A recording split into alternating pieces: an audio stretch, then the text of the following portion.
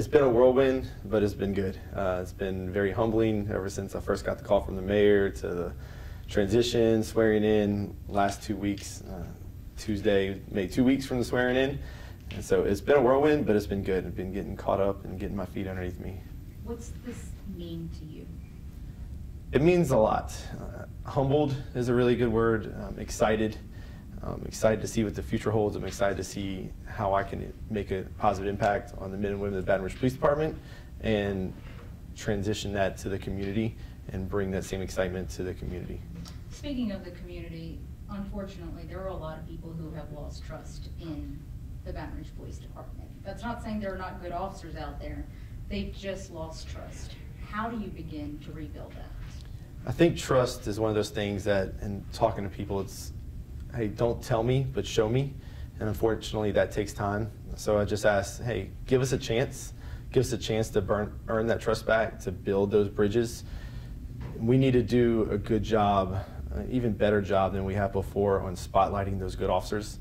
A lot of times, only the negative things get spotlighted. So we need to be better advocates for ourselves. I want the community to know the 99% of the officers that are out there doing a wonderful job being criminal justice professionals that for the past 7.5 years I've trained them to be, and I want the community to see that as well. And speaking of that, you've highlighted that often. I guess, yes, you do often see the negative stories. Just off the top of your head, can you give me 3 examples of the best things you want the public to know right this minute about BRPD? It can be officer specific or anything. Yeah, so thank you for that. I spend with the training academy and just other areas that I've gotten to do with the police department is traveling the country. So I've traveled the country, learning classes, teaching classes, bringing training back to the department. So I've gotten to see and compare the Baton Rouge Police Department with other departments across the country. And Baton Rouge Police Department is top tier. It really is a premier law enforcement organization compared to many of the other organizations that I've been to. Some of the best things that we don't get highlighted for is just our life-saving measures. Around 100 life-saving things last year when it comes to the use of Narcan, tourniquets, chest seals, pressure bandages, from gunshot victims to car accident victims, pulling people out of fires. A lot of those things that people are like, oh, that's just everyday job for officers, but we need to highlight our officers and give them the praise that they deserve when they do those things that are above and beyond. Just the everyday things that our officers do, the ones that volunteer to coach football in the underprivileged areas, not their own kids, but just other people's kids, and they volunteer to do that because they want to give back apart from their law enforcement career. And then 3, I really enjoy, speaking selfishly, the times I get to do the Citizens Academy, the Women's Self-Defense classes, all those things that we do to kind of empower the community to help themselves. Let's go to people who live out in Livingston, Ascension, West Baton Rouge. Unfortunately, there's become this fear of, we don't want to go to Baton Rouge. Some people are saying, well, let's just go to Hammond, it's safer. Respond to that. So I think there's 2 different things. I think if you look at the numbers, our violent crime numbers are trending in the right direction. Over the last 2 years, they are on a downward trend. But there is this fear from people talking in chat groups and social media and certain things happening that are getting blown up. I think I just would tell the community, just reassure them that Baton Rouge is a safe place. We have our issues just like other cities and other places across the country, but it is a safe place. You talked about how violent crime is down. I know the murder rate is down. Where did other things stand, such as burglaries, robberies, thefts, rapes? Any stats on that? We do have those stats. I don't have them off the top of my head. I'd be more than happy to get them to you. We actually just did a year-end review for 2023 on our numbers, and across the board we were looking really good. We had some spikes, of course, every so often with some vehicle burglaries and things like that, but we did finish off 2023 going in the right direction. Okay. And you can get me those numbers for like robberies, burglaries, car thefts? Yes. It's going to be it'll all be posted online. Part of transparency. We're going to lay it all out. We're going to give everybody everything. Here's our end of the year stuff. Here's our report to the community on how we did and what we plan on doing better. So speaking of transparency, that's another concern for a lot of people in the public, that there has been a lack of transparency. How do you go about fixing that? I believe in transparency 100%, and I believe in it completely. Most of the time when we talk about transparency, we talk about the negative side, which we are going to be transparent in that. When our officers do wrong, we need to be the first ones to stand up and say, we did this wrong, and not only did we do it wrong, this is how we're going to hold them accountable. These are the lessons we learned, and this is how we're going to make sure we don't repeat that in the future. But we're also going to be transparent when we do things right, and we're going to highlight those officers. If some 10-second video is shown on Facebook of looking like an officer did something wrong and we investigate that, and the officer was actually not wrong, we're going to be transparent at that as well. Release everything we have and show that our officer was right when they did that. And spend more time talking about the things that go above and our officers are doing above and beyond. Show those body cameras too. Show the body camera footage of putting on tourniquets. Show the body camera footage of pulling people out of wrecked cars. Why is that important, Chief? I think it's important so that officers are getting the recognition they deserve. At the end of the day, law enforcement is still a very, very noble profession. It's one that you have to have a calling for, and it's one that you have to be dedicated to. Say it time and time again, a lot of negative stories, and we need to also do the positive stories. The officers need to know that the community knows that they're doing the right thing. Let's talk about the fentanyl rate. Murders are down. That's great. Fentanyl, unfortunately, it's not just in Baton Rouge, it's become a national problem. It's prone to Baton Rouge just as much as to everybody else. What do you do for that? Yeah, I was actually shocked. I didn't realize the numbers were that they were until I got in this position, getting the briefings and the emails. But you're looking at our homicides, triple that in just deaths from overdoses. Not to mention the overdoses that we responded to where people survived. That is going to be a lot of working together with our community partners. Peers on Point is something that we partnered with in 2023, where our dispatch actually calls the Peers on Point organization, and they have community members respond to those calls to talk to the overdose victims, the families, get them the resources they need so that does not turn into fatality. We've done a good job equipping our officers, retraining them on CPR, equipping them with Narcan, so when they are the first ones on the scene, they can administer the Narcan, which makes all the difference when you're talking about fentanyl, especially in those cases, which is a very, very deadly and dangerous drug. So we're doing it on that side, but we're also doing it on the enforcement side. We have officers assigned to the DEA task force that when they respond to those calls, especially on an overdose, they will work backwards from the overdose, looking at technology, looking at different things to trace where the drugs were bought from all the way back up to the supplier, and on the enforcement side, make their arrests when applicable. Are you seeing more of that showing up in even y'all's trainings when you have officers coming in as cadets, that there's now a fentanyl specific training, or maybe if it's not there, that's something you would like to look at? Yeah, so we definitely, when we give them their narcotics training, we show them, hey, this is what the drug looks like. We do the CPR, first aid, warning signs of somebody that's overdosing, and how to put them in the recovery position, how to administer the Narcan, all those steps that are necessary in that. And besides that, our officers go through 40 hours of what we call critical incident training, which is not only dealing with emotionally disturbed people, but it's also dealing with people with addiction, whether it be from drinking to drugs, dealing with those people as well, and giving them the resources that they can then pass on to the people and their family. Talk to us about what's it called, the Real-time crime center. Yes, tell us about that. So our real-time crime center is a great piece of technology that is relatively new for Baton Rouge Police Department, past 5 years or so, and it's even getting better and better. We have departments from all over the country that are constantly coming in to tour it and to see what it's capable of. We can do everything in there from spinning up during an emergency preparation, from hurricanes to flooding, bad weather events, to just an everyday thing where we can monitor different radio channels that our officers are out there working with. They even have the capability of tapping into live feed of body cameras so that they hear radio traffic, they can see what the officers are actually dealing with, to accessing crime cameras, to see what's going on the interstate, to know if we have traffic problems. So it's a really good technology piece that we have at our disposal. Awesome. You touched on crime cameras. During the Nathan Millard investigation, we learned that there were a lot of ghost cameras in and around Baton Rouge. And then during the Allie Rice investigation, a lot of cameras went up. Where do things stand when it comes to crime cameras? So last year with the Page Rice initiative and putting up cameras, we had 100 new cameras go online. I think in my first 100 days, I said it before, I think we can get 100 more.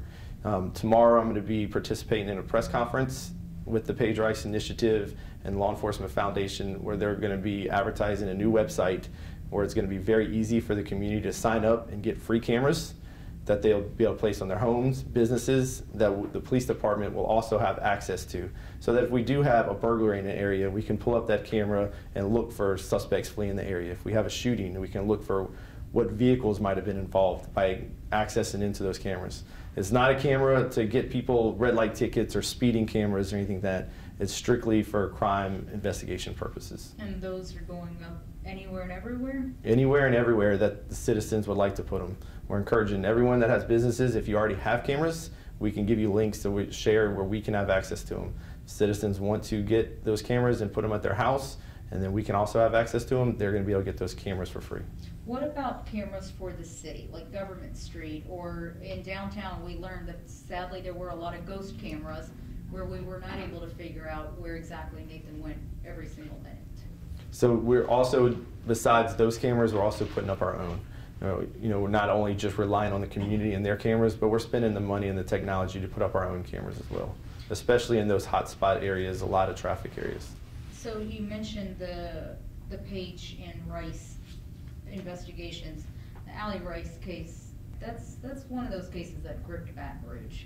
Is there anything new on that? Are there any leads on that case? I have not been updated on that yet. I plan to be. I have planned to meet with parents of Allie Rice. They reached out. I'm going to meet them tomorrow actually at the press conference, but I also want to have a sit down one-on-one with them. I got to meet Devin Page's grandmother at a community event. She's doing a lot of wonderful things with that wall of love. Both very tragic incidents that we need to do our best to make sure they don't happen again. Agreed. One of the things that was mentioned during the interview process was that there was an expanded violent crime mitigation program at District 1, and for that district it proved to be pretty successful, so much so that in I think a 3-month period they ended up with only 2 homicides. Is that something you are looking at other districts? Yes, for sure. So every Tuesday morning we meet with all the commanders from the district level to homicide to major assaults to burglary. All the commanders come in and we compare notes. We look at what's working in this district, what's working in this area, what issues are you seeing that cross lines, because if we just get focused in on what's happening in one certain area, we don't see patterns that are happening everywhere else. And so it's definitely something we've looked at that other districts are copying on Fridays when we have double shifts out, how we can better use our manpower to hit the hot spots and do some strategic, proactive policing. Speaking of strategic policing and just community policing, are there any plans in place to, maybe it is the old school, go knock on doors, go walk neighborhoods, the things that are there, it just seems right now, some things are working, some things are not working. It kind of goes back to the how do you build trust back up among the public to where teenagers will come forward and look at the police as being your friend and willing to talk to you and give you things instead of, nope, not snitching.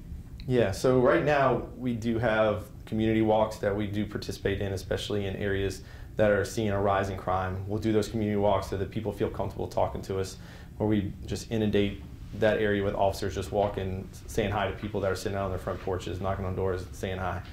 When it comes to young people, we definitely need to get them engaged. Part of my plan is to create a youth Chiefs Advisory Council. Currently have a Chiefs Advisory Council, but I want to create a youth Chiefs Advisory Council. High school students, college students, I want to hear from them. I want to see what their needs are, what their wants are, what are they seeing as issues, and how can we bridge the gap with them. During your interview process, you mentioned you want to bring back the bait car program. Why? So the bait car program is something that was fun to me. Just speaking personally, I caught many vehicle burglars with that program. My time in 1st District and K9, working nights, 12 years that I did on the streets. I found the program to be very successful. I know that it got some backlash, other areas of the country, that they were using it probably wrongfully, got accused of entrapment, things like that.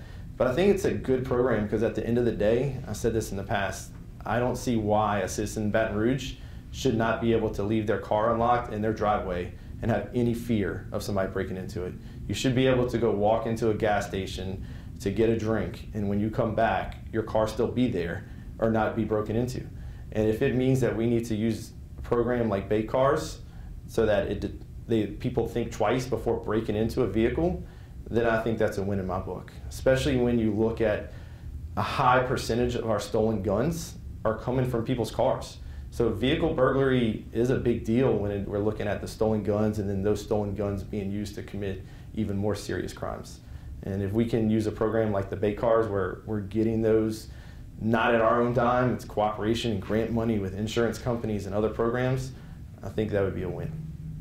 One of the other top candidates, Sharon Douglas, one of the things that she mentioned was she wanted to bring on a psychologist for officers' mental health. Prime example, look at 2016. That was a rough year between the flood, the protests, the ambush. What are your plans to provide mental health for your force?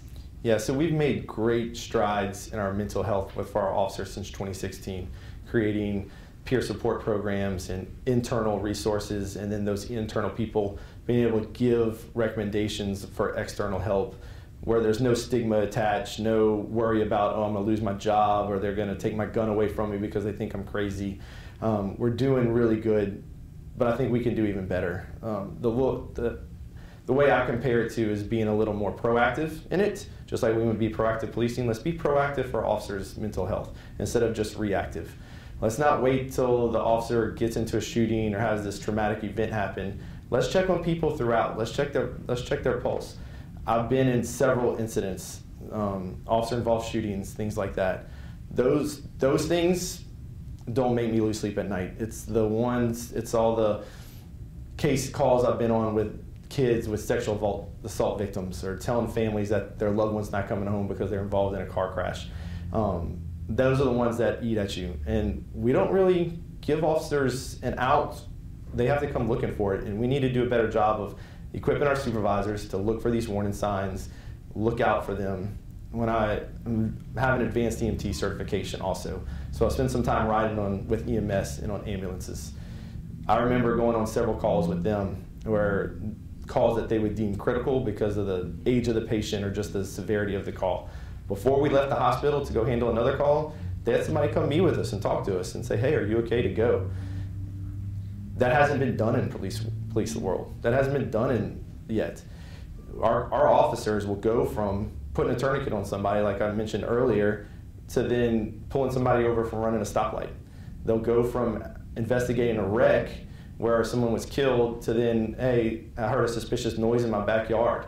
So they're having to make those transitions very quickly, and all that stuff can pile up, and we need to be mindful of that for our officers' well-being. Last question I have is that what is the maximum allotment for BRPD? 698 I believe is the current maximum. It's almost 700. Okay, I didn't know if that number had changed. And how many officers do you all have? Last time I saw something, it was right around 570. We currently have a training academy in right now that's set to graduate in February 23rd, plus some what we call lateral officers that have post-certification other places that are looking to come work for us that we're also processing. So we're looking to boost those numbers as much as we can. Well, and it's a national problem. Every police agency across the United States, probably the world, is having a problem recruiting. Mm-hmm. There was a time Baton Rouge Police had a line of officers, people wanting to be police officers. That's not the case now, not just for BRPD in general. What do you plan to increase recruitment? So it's definitely a national thing, like you said. It's not just local for Baton Rouge Police Department. I think being more vocal about ourselves, being advocates for ourselves, reaching those young people on social media platforms, showing what the Baton Rouge Police Department can offer. A lot of people don't realize, hey, a career in law enforcement, go work for the Baton Rouge Police Department. Our department is unique and great in its size, where we're not so big that everybody knows each other, but we're not small either, where you have a lot of room to move around.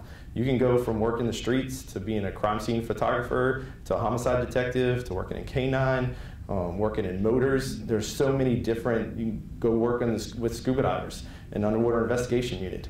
We have just so many opportunities for people to work that we need to do a better job of reaching those people and letting them know Baton Rouge Police Department is a place to be. Is there anything else you'd like to add that I did not ask you, or you just want the people or your men and women to know?